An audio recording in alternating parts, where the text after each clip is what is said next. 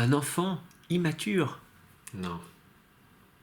Salut, c'est NicoFlow, et aujourd'hui je vais vous expliquer pourquoi je ne crois pas que les enfants soient si immatures que ça. Alors, pour ça, il faut se mettre dans la peau d'un enfant. Toute la journée, tu as envie de jouer à ce qui te plaît, de prendre le temps de vivre, d'être auprès des personnes auxquelles tu tiens, que tu aimes, et de prendre le temps de goûter la vie. Mais il se trouve que, dès le matin, il faut se lever à un horaire que tu choisis pas, et puis il faut vite enfiler quelques vêtements et manger quelques nourritures pour aller à l'école.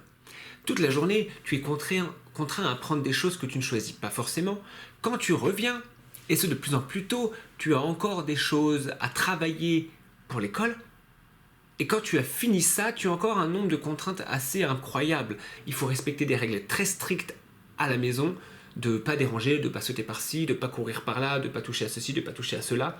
Il faut des fois rester dans sa chambre, et des fois il faut limiter le temps d'écran, et puis très vite, il y a l'heure du repas, et quand on sort du repas, il faut ranger, puis après il faut se coucher tôt. Donc en gros, les chercheurs ont remarqué que le temps libre, il est en chute libre, surtout depuis 50 ans. C'est donc une petite période dans l'histoire de l'humanité, et que plus le temps libre manquait chez l'enfant, plus les enfants étaient déprimés.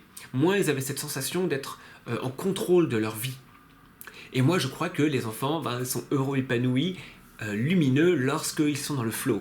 Donc cet état de flow, on l'a quand on a vraiment cette sensation d'être en contrôle de notre vie et qu'on répond à un défi qui est à la hauteur de nos compétences. Il se trouve que les enfants, quand ils sont dans leur jeu libre, eh bien, ils vont naturellement dans le flow. Ils vont toujours se mettre des défis plus grands, ou alors il y aura toujours peut-être un plus grand que eux qui va leur donner un défi, et tout ça, ça se fait de manière assez organique. La question, c'est pourquoi nous, on croit que la vie de l'enfant doit être vraiment tellement chronométrée, encadrée, tellement pleine de règles et de consignes, et que ça, c'est pour son bien. S'il y a trop de contraintes, il va perdre son éclat. Il va perdre sa joie de vivre, il va perdre sa lumière, son envie de poursuivre son élan vital.